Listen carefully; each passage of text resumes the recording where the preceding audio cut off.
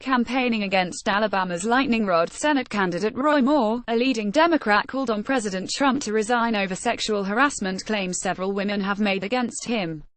Sen. Cory Booker D.N.J. made the comments at a weekend campaign appearance in Alabama for Democratic candidate Doug Jones, who is locked in a tight race against Moore, the Republican nominee facing his own allegations of sexually abusing minor girls. "I just watched Sen. Al Franken instead left to the honorable thing and resigned from his office," Booker told Vice News. "My question is, why isn't Donald Trump doing the same thing, who has more serious allegations against him, with more women who have come forward?" Franken D-Min announced Thursday he would be resigning from the Senate in the coming weeks, after 8 women accused him of either groping or trying to kiss them. Booker added that the sexual harassment claims lodged against Trump are far more damning than those against Franken. The New Jersey Democrat is at least the second senator to say in the wake of Franken's resignation that Trump should quit.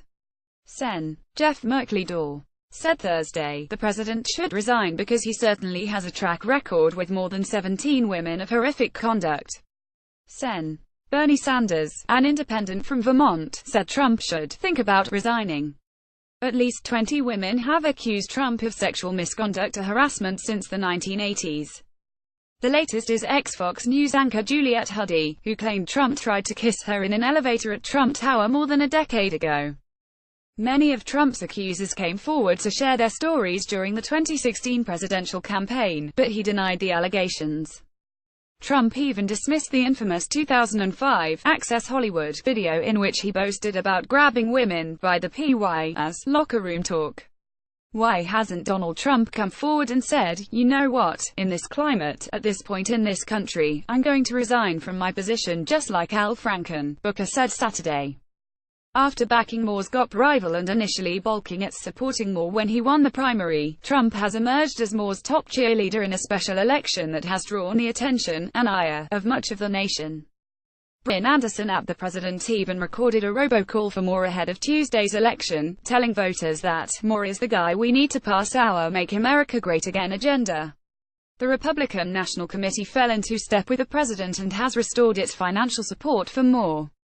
Jones and Moore are battling to finish the unexpired term of former Alabama Sen. Jeff Sessions, whom Trump tapped to be Attorney General. Moore, Alabama's former Chief Justice, has been dogged by persistent allegations that he sexually abused or harassed a long list of women and teenage girls. He denies the accusations. In an interview Sunday with the Voice of Alabama Politics, Moore said he never molested anyone and did not know his accusers. "I don't know why they're saying it, but it's not true," he said. "I did not know any of the women who have charged me with sexual allegations, molestation." But even Moore's strongest denials were not enough to sway one senator from the same party as Moore, and even the same state. "I couldn't vote for Roy Moore," Sen. Richard Shelby Rala told CNN's State of the Union. "I didn't vote for Roy Moore. The state of Alabama deserves better. I think we've got a lot of great Republicans that could have won and carried the state beautifully and served in the Senate honorably." Shelby, who cast his ballot early, said he wrote in a distinguished Republican name. "And I think a lot of people could do that." Democrat Jones seized on Shelby's sentiments, and featured them in a robocall. Another Republican poll, Sen. Susan Collins of Maine, said it was wrong for her party to again throw its full support behind Moore. "I think that's a mistake," she said on CBS Face the Nation. ABC Collins said Moore, a former judge, was a bad choice for the Senate even before the allegations involving teenage girls, noting he was twice removed from the bench for defying court rulings on gay marriage and a display of the Ten Commandments he erected. "I was concerned about his anti-Muslim comments, his anti-LGBT comments, and also, most important of all, he'd been removed twice from the Alabama Supreme Court for failure to follow lawful judicial orders," she said.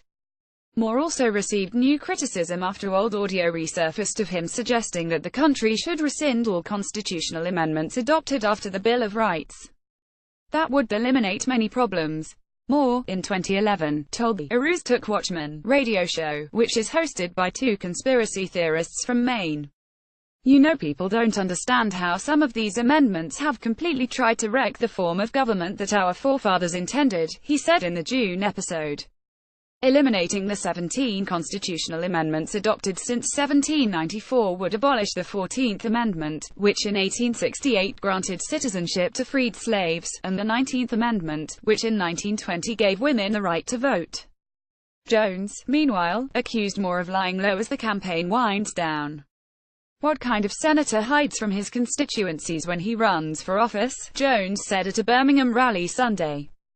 What kind of public servant hides and only goes into enclaves and doesn't address the media? I'm going to be as accessible after this election as I am today. Senators have promised an immediate ethics investigation should Moore best Jones on Tuesday, but Moore's chief political strategist, Dean Young, said that's unlikely to actually happen. Judge Moore is going to win. And I highly doubt there is going to be a Senate investigation, he said. But if there is, Judge Moore is going to be found telling the truth, just like he always has. And he will win. With Elizabeth Elizalde.